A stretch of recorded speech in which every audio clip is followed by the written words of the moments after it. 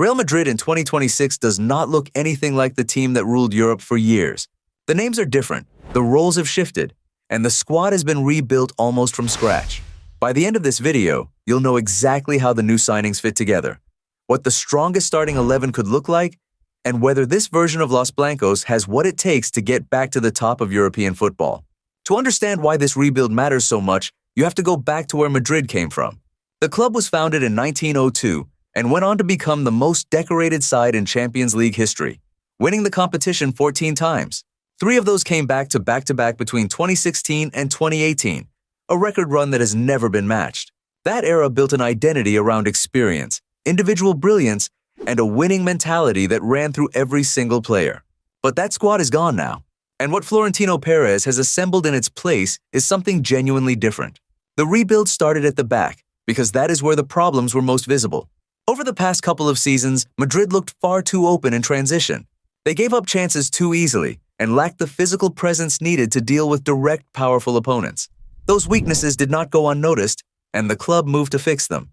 The defensive additions bring a different profile to the backline. The emphasis this time around is on pace, aerial strength, and the ability to defend in tight spaces rather than just play out from the back.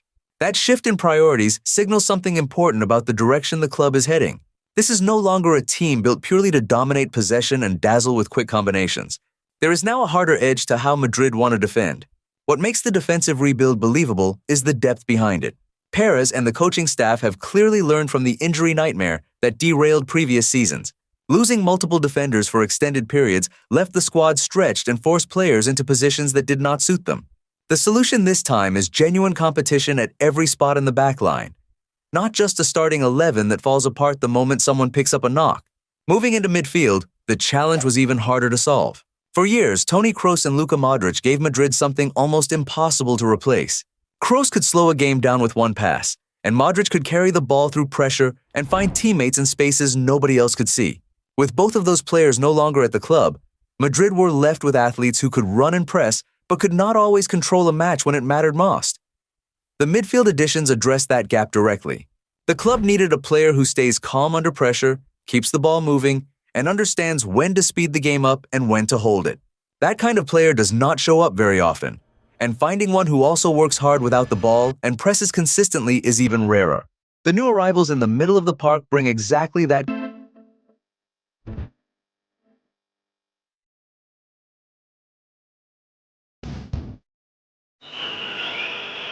Kroos across, Carvajal tapped it by Eden Hazard, but no. Combination of technical quality and effort, which is what the previous versions of this squad were missing after the Kroos and Modric era ended.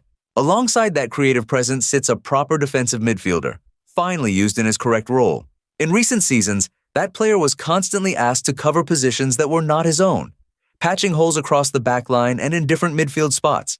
The result was that his actual strengths, breaking up attacks, protecting the back four, and winning second balls, were never fully on show. Now, with better cover available elsewhere, he can do the job he was always best at.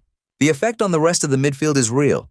When the players ahead of him know someone is sitting behind them and cleaning up, they attack with more confidence and take more risks in the final third. And that brings us to the attack, which has been the most talked about area of the squad. The honest criticism of Madrid's attack in recent years was that it leaned too heavily on one side. Almost every dangerous moment ran through the left channel, which made the team predictable. Good defensive sides started to plan specifically for that side of the pitch, and Madrid did not always have an answer. The new additions are designed to give the attack balance. Spreading the danger across both sides of the pitch forces opposition defenses to make harder choices. When threats come from multiple angles, you cannot simply overload one side and shut the game down. Madrid now have options to go right, to go central, and to go left, which is a different challenge for any team trying to stop them. What makes this rebuild different from previous attempts is the combination of experience and youth.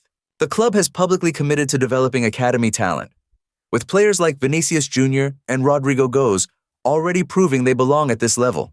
As of 2023, Madrid's squad was valued at around €873 million according to Transfermarkt, reflecting how much quality sits across the whole group, not just in the starting 11. The squad's market value also reflects the club's financial position. Madrid reported total revenue of €651 million, according to the Deloitte Football Money League, which gives the club the resources to recruit and retain players at the highest level, even while managing the economic pressures that have hit European football broadly. This is not the same Real Madrid that relied on 4 or 5 superstar names to carry the team. The new version is deeper, more physically equipped, more balanced across the pitch, and built to last a full season rather than peak for a few weeks. Whether that is enough to win the Champions League again is a genuine question. But the foundation is there. The pieces fit. And for the first time in a while, Madrid looked like a team built with a clear plan rather than assembled in a hurry.